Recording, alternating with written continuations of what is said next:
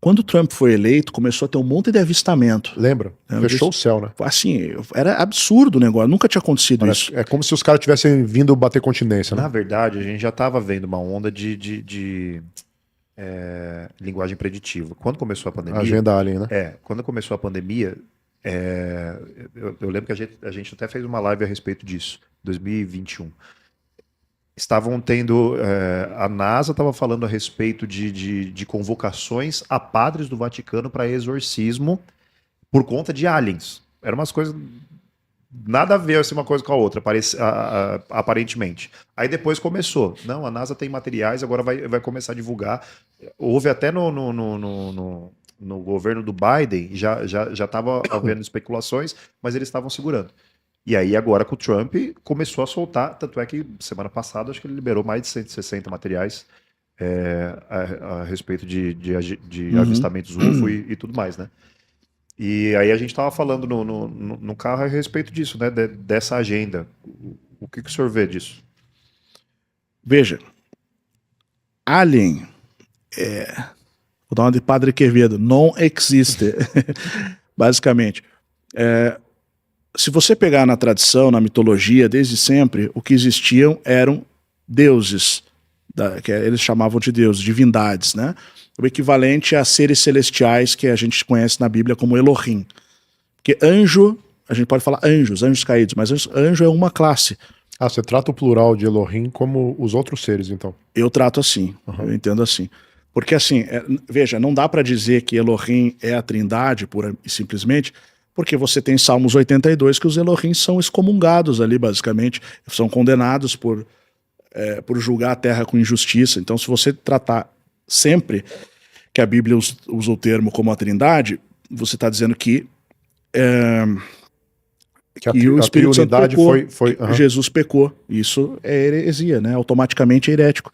Então não tem casos ali que Elohim cometem pecados. Elohim, deuses ou filhos do Altíssimo.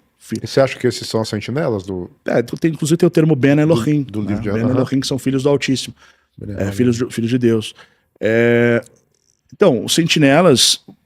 A Bíblia em si ela não entra em detalhes. Sim. Ela vai falar ali dos Enoque, né? Desejar as mulheres humanas, tiveram filhos e filhas com elas. Aí Enoque traz esse detalhamento, né, das sentinelas. Judas, qual que é o verso, você lembra?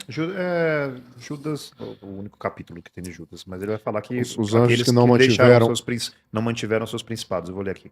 Quando o senhor discorrer, eu leio já. Perfeito. Ali você vai ter o castigo divino para esses seres, que é o abismo, basicamente, as cadeias de trevas no abismo. Para esses, Satanás e seus anjos, 1/3 que caiu, que tentou tomar o lugar de Deus, não, eles caem na terra, basicamente. Agora, olha que interessante. Você vai ter um versículo... Não, eu falei desses dois, né? Ainda tem o terceiro, antes do versículo. Então a gente tem duas quedas aqui. A queda dos anjos que querem as mulheres humanas, caem, e vão para o abismo, se você traçar com Judas ali. Né? Judas 1:5. Mas quero lembrar-vos como a quem já uma vez já soube disso, que havendo o Senhor salvo o seu povo, tirando do Egito da terra, destruiu depois os que não creram. E aos anjos que não guardaram o seu principado, mas deixaram a sua própria habitação. Eram príncipes e deixaram suas funções, né? E o seu lugar de função. Mas deixaram a sua própria habitação, reservou na escuridão e em prisões eternas até ao dia do juízo, até ao juízo daquele grande dia. Então, esses foram os que tomaram na tarraqueta, basicamente. Porque os outros só caíram. Esses foram os que se deram pior. Tá? Ficaram lá esperando, vão esperar o dia do juízo, nas cadeias eternas. Né?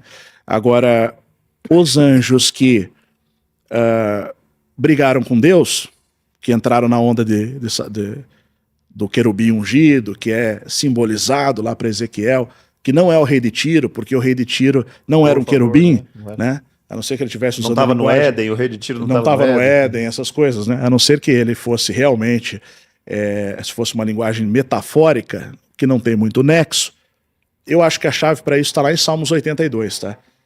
Porque, beleza, a gente tem então primeiro os anjos que caem porque pegaram as mulheres humanas, os anjos que caem porque tentaram tomar o lugar de Deus, e a gente tem Salmos 82.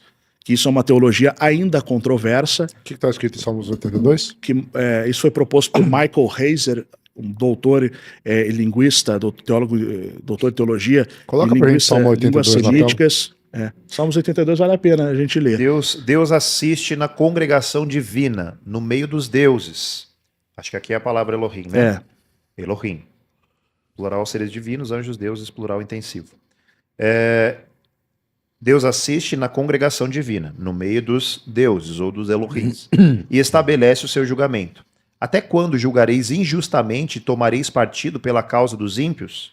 Fazei justiça ao fraco e ao órfão, e procedei retamente para com o aflito e o desamparado. Continua? Pode ler. Socorre o fraco e o necessitado. Tirai-o das mãos dos ímpios e tirai-o das mãos dos ímpios. Eles nada sabem, nem entendem. Vagueiam em trevas e vacilam todos os fundamentos da terra. Eu disse, sois deuses, sois todos filhos do Altíssimo. Todavia, como homens, morrereis, e como qualquer dos príncipes, haveis de sucumbir. Levanta-te, ó Deus, julga a terra, pois a ti compete a herança de todas as nações. Então, o detalhe aí é o seguinte, né? Levanta-te, ó Deus, e julga a terra, pois tu possuís todas as nações, na outra versão. Então, ali, basicamente, isso me parece o momento exato onde aqueles Elohim que foram designados pelo Criador a governar as nações perdem o seu posto. E ali começa o próprio Criador a interferir diretamente na história humana. Então ele tira aqueles que estavam ali. E hoje, quem faz esse papel é o próprio Deus, junto com as hierarquias celestes. Peraí, deixa eu ver se eu entendi. Você acredita que as sentinelas ou esses seres que faziam parte da Assembleia de Deus... não são sentinelas. Esses são outros. Então tá. Que faziam parte da Assembleia de Deus como se fossem os bambambãs, os caras que governavam. Porque quando Jesus usa esse salmo também, quando ele fala... Os fariseus, né? Ele tá dizendo, ele tá falando a respeito do governo que o homem tem no sentido de poder escolher entre o bem e o mal, e poder escolher entre Deus ou não, né? Sim. E é o sentido do livre-arbítrio da escolha, né? Vocês têm uma fagulha de Deus porque ele deixou vocês escolherem, né? E aí... É como se esses caras que tivessem aí, eu quero pegar seu raciocínio, esses caras faziam a parte dos líderes da Assembleia, e aí eles começaram a fazer besteira aqui, e Deus tira eles do governo do ser humano. Ou seja, eles governavam os seres humanos, aí seriam aqueles que ensinaram os seres humanos as coisas, porque no Enoque vai dizer que são as sentinelas, né? Não são os que ensinaram. Qual foi o pecado desses seres ali com quem ele se refere? Assim, a tradução é bem clara. Existe uma teologia sobre isso, chama-se a teologia do conselho divino, que é essa Assembleia Divina. Eles eram os conselheiros ali. Quem pode dar conselho a Deus, né? Mas... no sentido concílio mesmo, seria um concílio da Assembleia Divina. Ele chamou para dar uma juntada geral ali, porque estava errado. O que é dito ali? Vocês não julgaram os ímpios como deveriam e não cuidaram dos necessitados como deveriam. Ou seja, eles tinham sido colocados como juízes da terra. Então, vós sois deuses, todavia morrereis como homens e caireis como qualquer dos príncipes. Mas parece muito que eles tinham, que eles eram contemporâneos do ser humano, né? O ser humano conversava com eles e tudo mais, o que parece, né? Do que?